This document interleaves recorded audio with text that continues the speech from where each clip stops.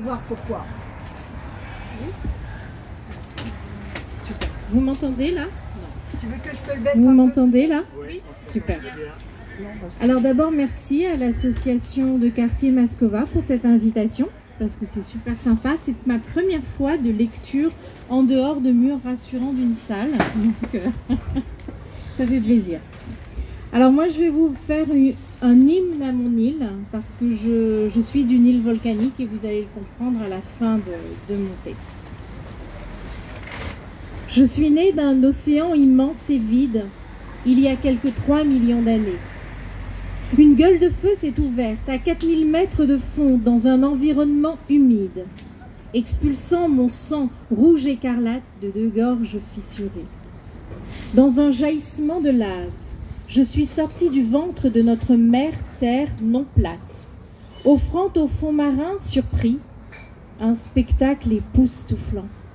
Le mariage de l'eau et du feu progressait dans un chuintement majestueux, créant ainsi une jolie symphonie, comme guidé par un chef d'orchestre talentueux. Quelques jours avant déjà, des tremblements de la croûte terrestre avaient provoqué des contractions répétées jusqu'à l'explosion de gaz. Des cratères se sont formés, laissant mon corps prendre place dans un rythme harmonieux. Mon magma parvenait à s'extirper sans difficulté et s'étalait lentement. Au fil des ans, des éruptions successives de ce piton des neiges vinrent épaissir ma silhouette jusqu'à dépasser le niveau de la mer. J'offrais ainsi au ciel un nouveau bout de terre qui s'agrandissait en largeur prestement. Sur mon corps, la nature y avait trouvé un terrain accueillant pour s'épanouir sous un soleil omniprésent. J'étais devenue la perle de la mer des Indes, sur laquelle les marins se retournaient quand ils passaient à proximité. Leurs bateaux aimaient faire escale sur mes côtes exotiques, où l'air que j'expirais invitait à un vivre ensemble tranquille et harmonieux. Aujourd'hui encore, je suis reconnue pour cet accueil chaleureux. Mon piton s'est progressivement endormi. Les années d'érosion ont réduit ma taille qui atteint aujourd'hui 3070 mètres à son sommet. Un autre point chaud est apparu au sud-est de mon flanc, une petite sœur qu'on a appelée la fournaise. De temps en temps, elle se plaît à rugir avec aise, agrandissant parfois notre bout de terre et offrant au monde entier des images d'une beauté intense et légendaire.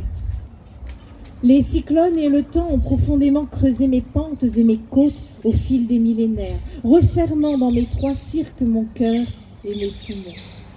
Le chemin qui mène au premier n'est encore à ce jour pas bitumé. Elle se mérite cette randonnée. Quant aux 2 autres, ils offrent à travers des paysages de respiration tout un éventail surprenant de cascades, de falaises, de gouffres et de virages. Intense est l'adjectif dont on use pour me qualifier. Il prend sens particulièrement pour ceux qui viennent dans mon antre s'y frotter, se délestant à ma vue de leurs soucis et rages. Les marrons ont su y trouver dans le passé des oasis de liberté à travers mes sentiers escarpés. Ici, ils s'inventaient une nouvelle vie pour échapper à la dure condition d'esclave quand mon sol fut colonisé.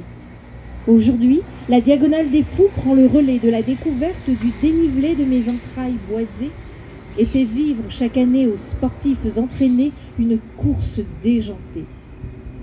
Une fois qu'on s'est approché de moi, rarement on veut me quitter vers d'autres voies. Ce qui explique aussi pourquoi aujourd'hui je suis surpeuplée.